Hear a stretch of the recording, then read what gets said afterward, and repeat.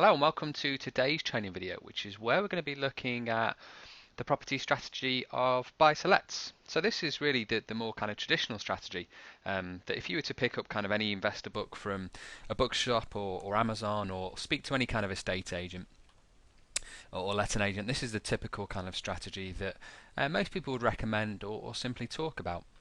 And if you were to even kind of Google it and look on Wikipedia, there's a kind of link there that says, or a description there that says the kind of buy-to-let is a British phrase referring to the purchase of property specifically to let out. So it's quite straightforward, quite simple. And then buy-to-let mortgages are mortgage specifically designed for this purpose. So again, it's kind of pretty standard. And this is a traditional way of investing in property, really. And some of the other strategies that we'll talk about later on in the training are varied kind of around this method, but this is probably the more simplest or the more kind of straightforward method, really.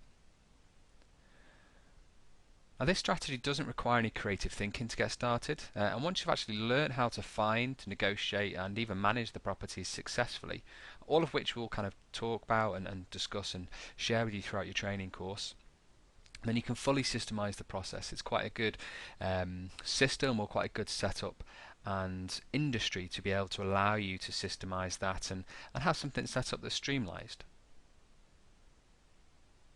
So where's the money in buy-to-lets? How do you kind of make your income? Well, with vanilla buy-to-lets, your income can be made in two kind of main ways, really. The first is rental income. And as a rule of thumb, to help compare properties, you should consider something called the rental yield for each property that you look at. Now, there's many definitions of kind of what a rental yield is and how it's kind of calculated depending on what cost you're including. But typically, it's the yearly rental income divided by the purchase price of the property plus any refurbishment costs times by 100, and that'll give you your rental yield for the property. So, as a quick example, just kind of put one on the screen. I'll just leave it on the screen there for a second for you to have a quick look at it.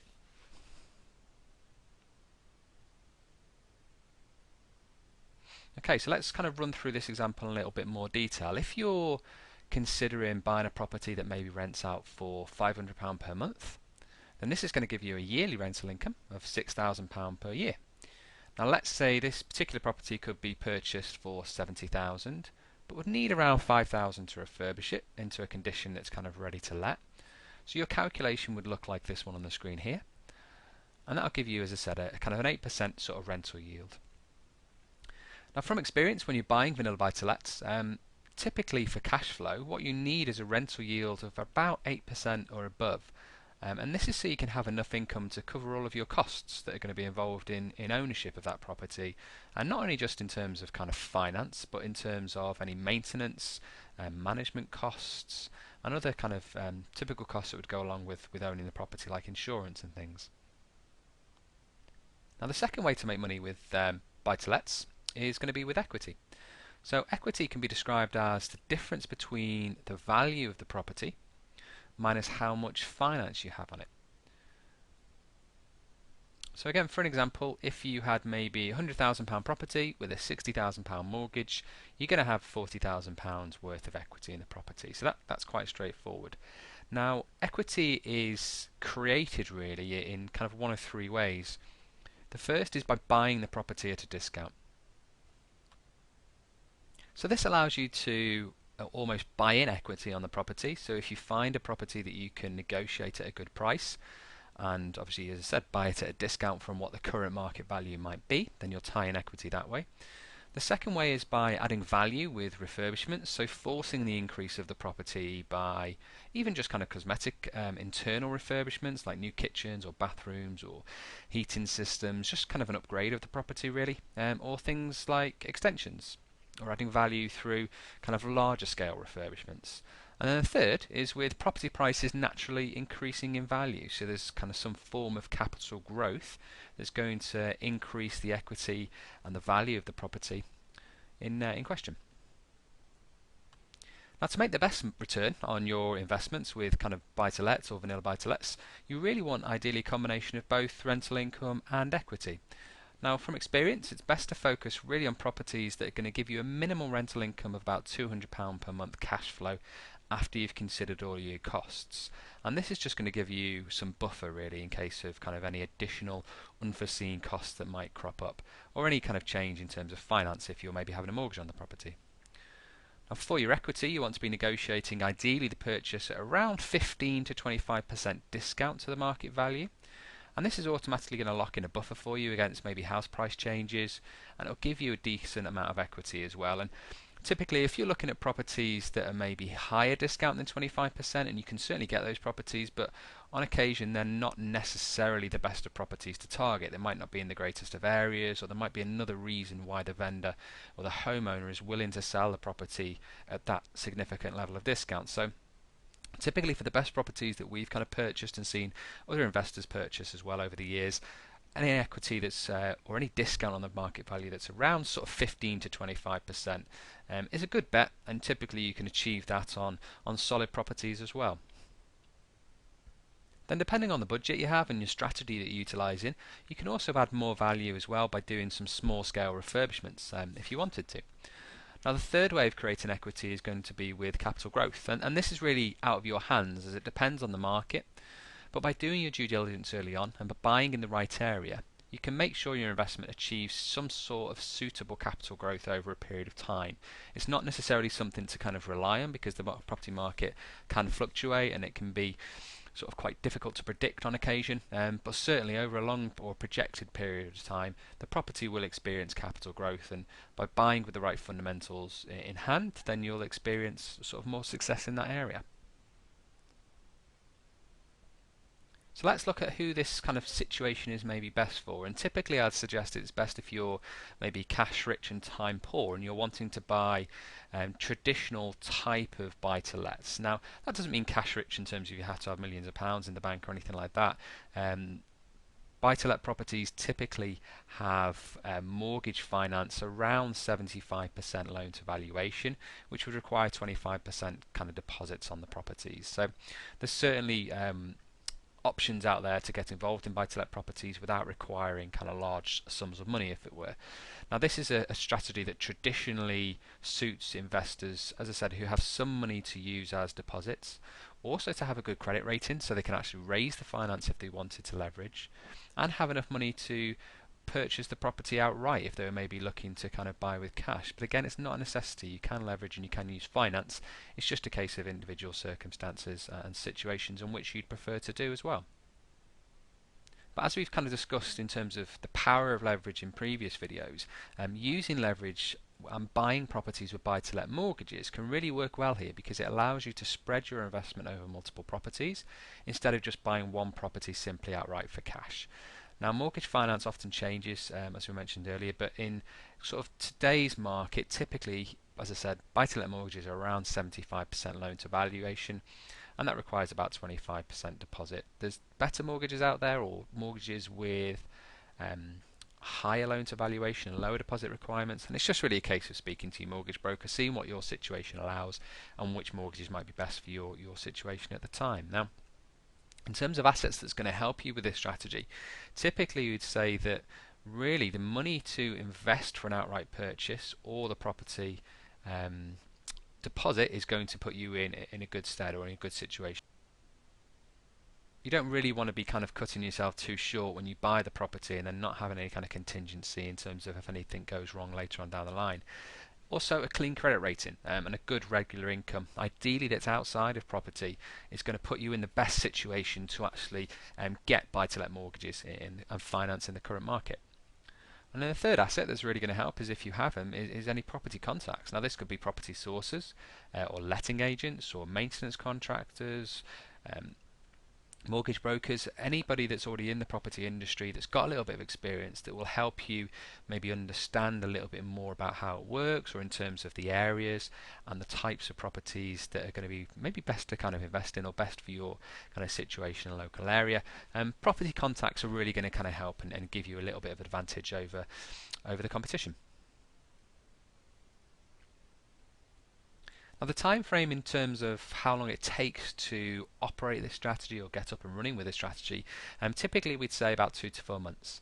Now initially finding a suitable property may take a few weeks whilst you kind of refine your processes and learn what to kind of look out for. And as I said, I will show you kind of all of these different steps throughout the kind of the training for you. But once you've actually found the right property and then negotiated the best purchase price, most property sales via an estate agent typically take around 8 to 12 weeks to go from the offer stage all the way through to exchange and completion.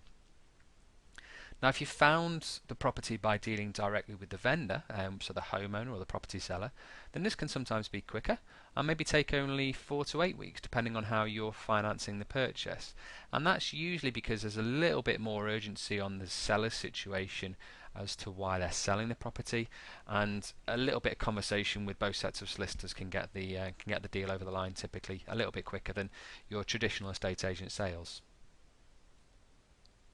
Now, if you're using mortgage finance, then you're going to be at the higher end of that time frame because it takes a little bit of while, or it takes a while or a couple of weeks for the lender to process the application, accept the application, and then obviously get to the stage of drawing down the funds to provide the finance to buy the property. And that can sometimes add a little bit of delay depending upon the mortgage lender in terms of their processes and also how busy they are at the time, and a few other external factors as well. So it's just something to kind of bear in mind if you are using finance to buy the properties. So let's look at a quick example in terms of how this strategy can kind of pan out in terms of the money and the figures involved in it, and how it works from a return on investment sort of point of view. So in this example, we're going to use some kind of following assumptions, and that's that the purchase costs would include sourcing fees to find the property. So if you're maybe time poor and you need a sourcer to help you kind of source that individual kind of property deal that's going to kind of work for your situation, then this kind of example covers those sourcing costs. If not, and you're sourcing your own deals, then you can obviously reduce those costs as well. Also includes the traditional purchase costs like legal fees and surveys. The next assumption in this example is that the mortgage is going to be an interest-only mortgage at 5%. And that's just really for ease of use to show the example. You can obviously get repayment mortgages and at different kind of levels as well, but this is just to give you an example. And then other letting costs are worst case scenario. So for example, a budget of 3 months rent per annum we've used as a kind of cost basis to include things like maintenance, management fees, voids, arrears, insurance, and other miscellaneous costs of owning and managing and running that property. And now typically from experience of running a portfolio over the last kind of 8 or so plus years, the costs of running each individual property typically are around about 1.5 to 2 months income per year to cover those costs of that property, and that's variable depending on the location. So sometimes we have a property where it's only maybe 1 month's cost to run that property, another time we'll have it where it's 3 months, which is why I've put in kind of the 3-month budget really here as a worst case scenario. So let's look at the example in terms of how that breaks down. So I'm just going to leave this example on the screen for you. There's going to be a couple of figures that will show up in a second, and we'll kind of go through each one of them as they come up, but we'll just show you individually how they kind of break down, how it works. And as I said, I'll leave it on the screen a second for you just to have a quick read.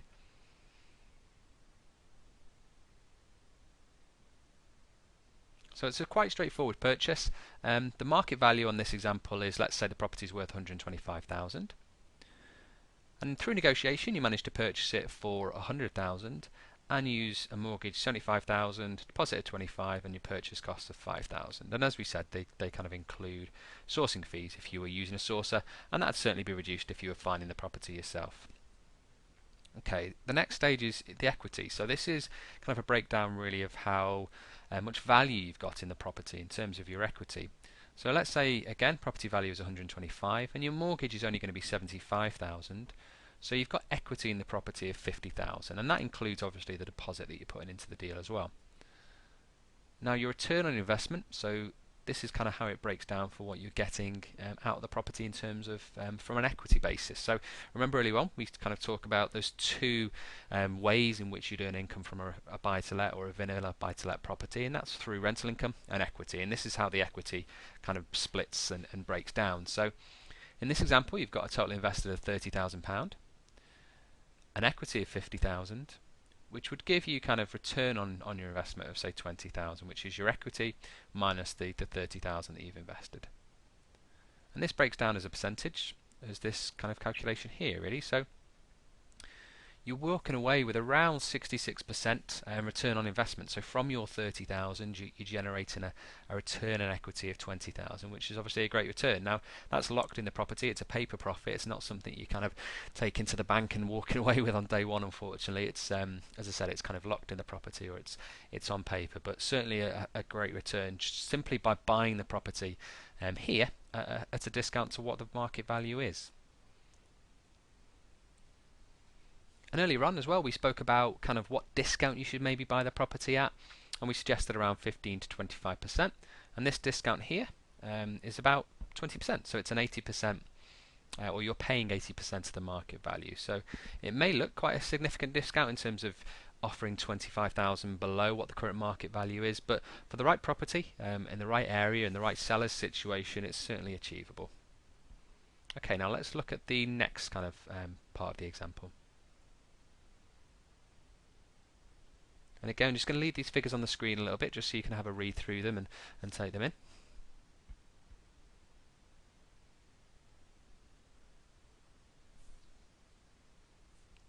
So the other form of income that we mentioned that you'd receive on the property is your rental income. So we've looked at equity, and then this kind of slide really is looking at the rental income. So the total purchase costs, as we said, about 105,000. So that's your offer price of 100,000 plus your purchasing cost that we mentioned earlier on. And then the rest of these figures are based on if you're receiving an 8% rental yield on the property. So this is going to be your gross rental income minus any mortgage payments, as we said, around the 5% mark, minus your other letting costs, and then your net rental income. So your total invested, as you said earlier on, was £30,000, and that's your deposit of 25,000 plus your purchasing cost of 5,000. And this breaks down here to give you your net return on investment of 8.5% for your rental income. So again, I'm just going to leave those figures on the screen just for you to have a look and to take those in.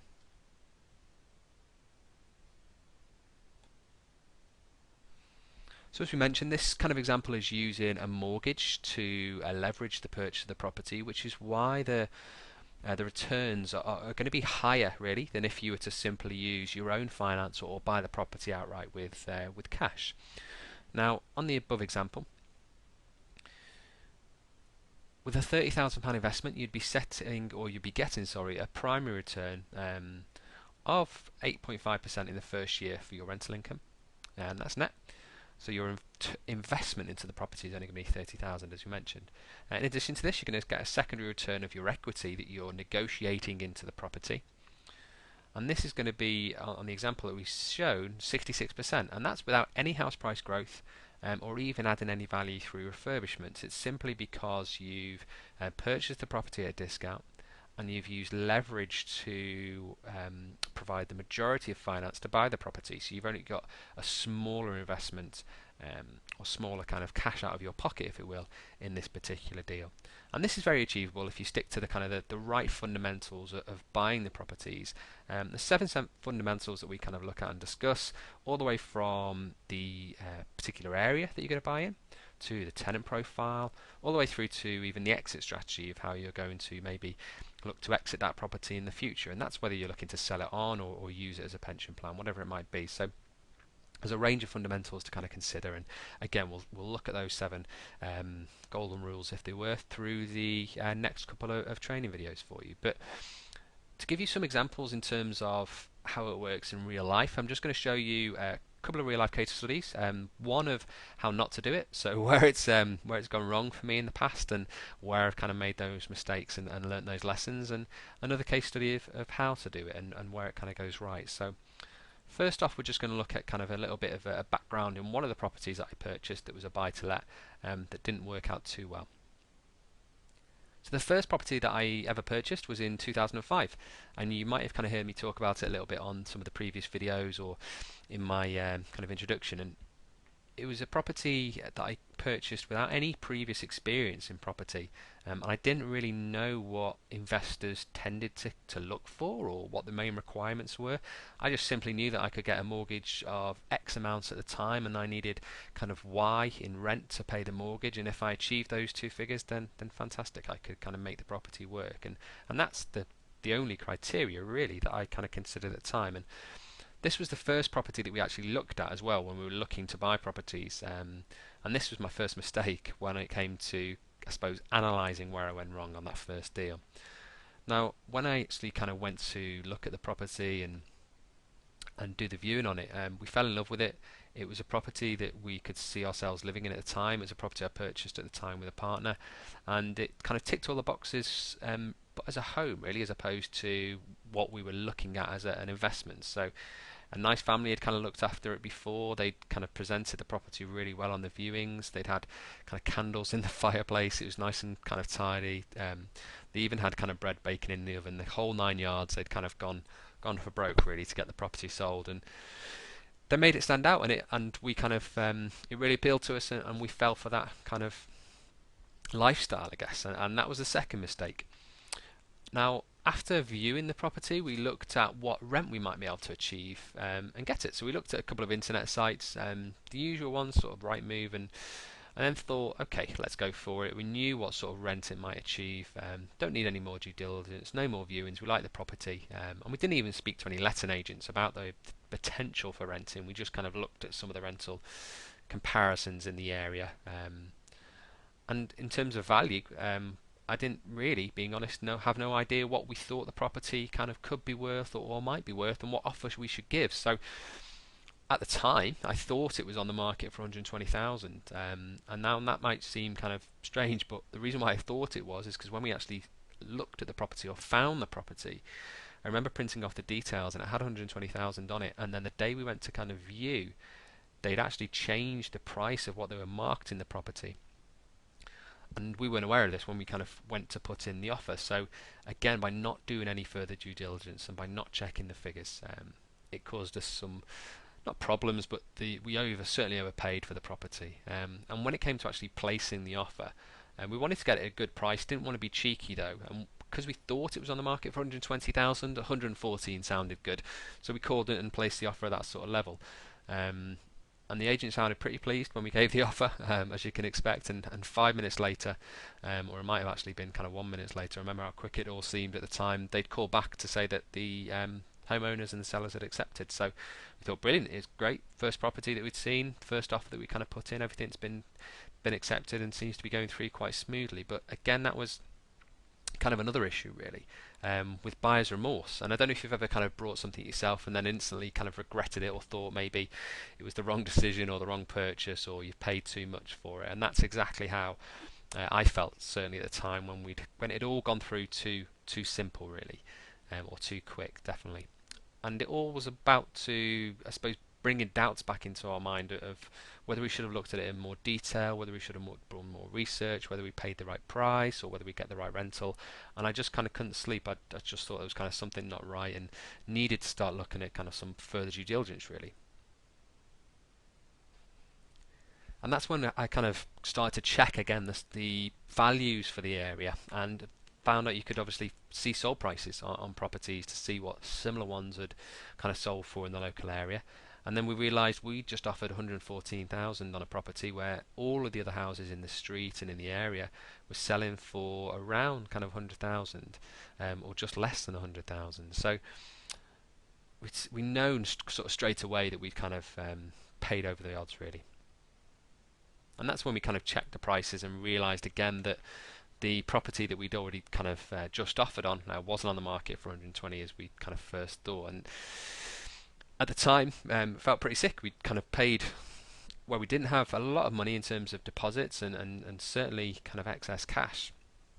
A lot more than we'd kind of should have done really for the property, and we got it kind of quite wrong. And after some phone calls the next day, that's when we'd kind of figured out a little bit more about I suppose the fact that the vendor had dropped the price because they were desperate to sell. We'd spoken to the agent to try and understand how quick the sale might go through and a few other things. And then this extra bit of information just made us feel a whole heck of a lot worse, really, because by knowing that the vendor was in a position that they needed to sell, made it really that, again, with that extra information, we could have used that with the offer that we kind of put on the property, because we could have moved quite quick, and the vendors were desperate to sell because they'd found another property. So these are all kind of tips that we could have used in the negotiation process, and simply by understanding what similar properties were selling for and understanding the vendor's reason for selling, we would have put ourselves in a much better situation. Now, we didn't want to pull out. It didn't seem kind of fair. It was a nice, they were nice homeowners, and it might sound kind of naive and soft. And if you're reading this and thinking that, then I'd certainly agree. I was 23 at the time, and it was certainly one of the kind of the bigger mistakes I'd made when it came to kind of starting it or getting involved in property, and this was one of them. But just kind of an important note when it comes to your property sourcing and your kind of, I suppose, building a property portfolio, is learning to negotiate is a key, really. It's a skill that you'll need to learn early on if you're going to kind of get good at buying the right properties at the best prices. And unfortunately, it's a lesson that I learned the expensive way, but you don't need to. If you kind of use the right fundamentals, go through the right steps, and simply do straightforward kind of processes in terms of understanding the vendor's reasons for selling and checking the prices and a few other bits and pieces, then you'll put yourself in a much better position as well.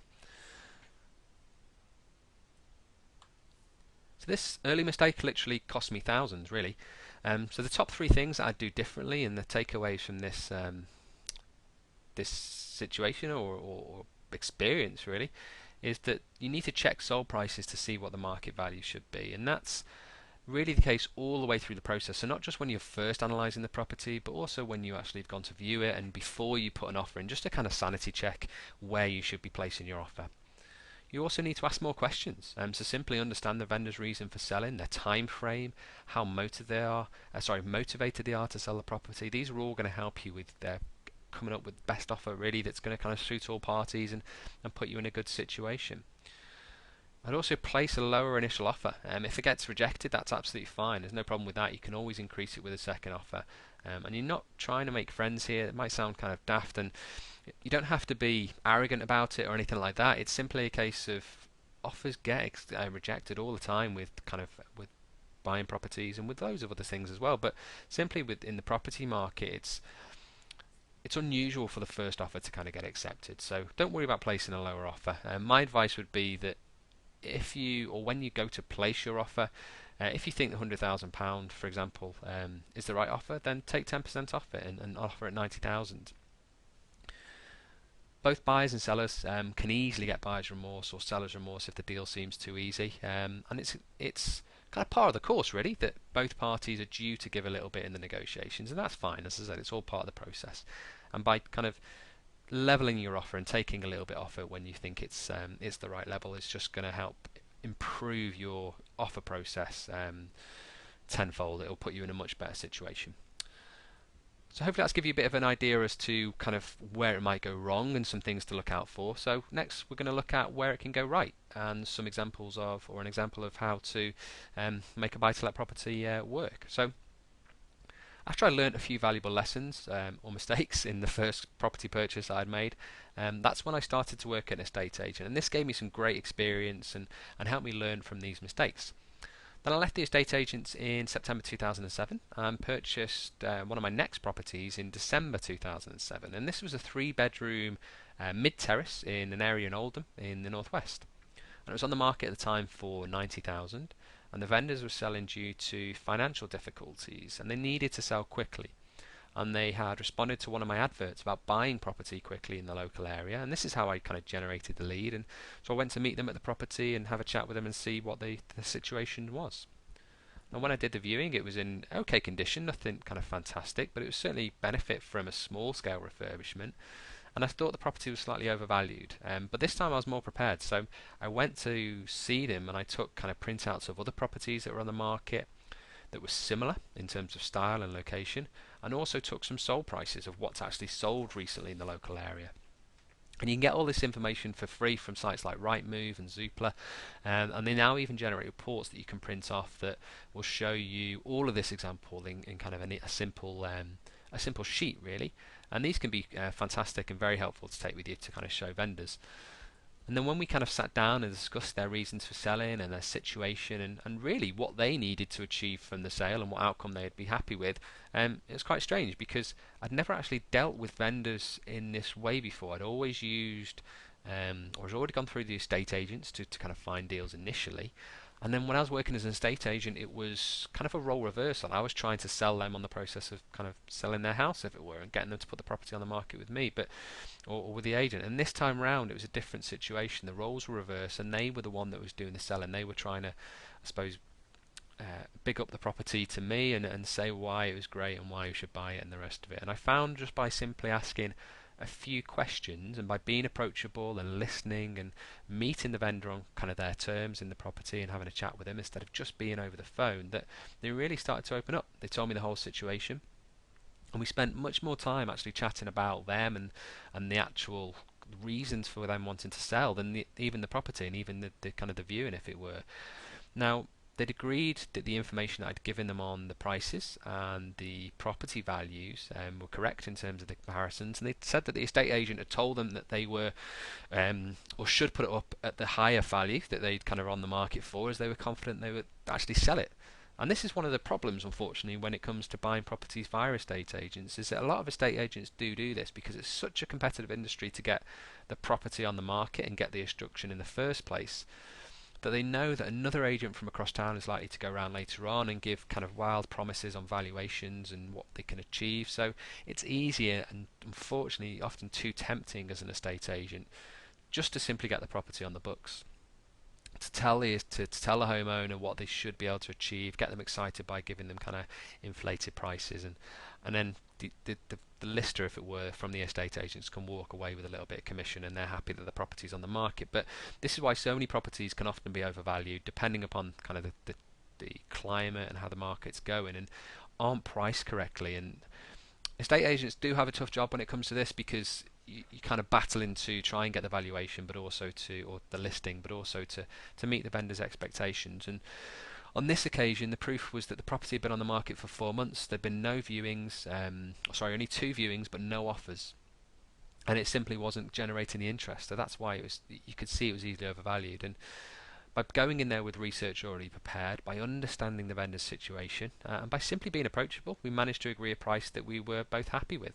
The purchase price cost me around $75,000, including all purchase costs, legal fees, and the small refurbishment that we needed to do on the property.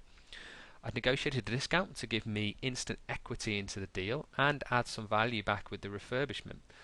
And unfortunately, at the time, on this particular property, the rental income was actually less than the 8% I now target for my kind of investments or my property deals. But I didn't really have any targets for this at the time. It was a good deal in terms of the value that we purchased at, the location, the ability to add value with a small scale refurbishment, and I was still learning. And on the face of it, the rent was enough to cover my mortgage costs and a little bit more and give me a bit of excess back. So I was certainly happy. It worked as a good deal at the time.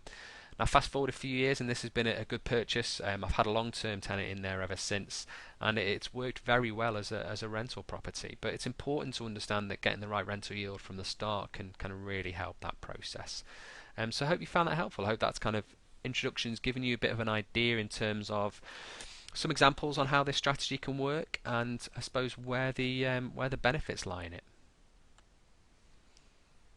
So just kind of as a recap, as we mentioned on kind of standard vanilla buy-to-lets, you've got equity and rental income as your main two kind of incomes, or where the money's going to be in this sort of strategy.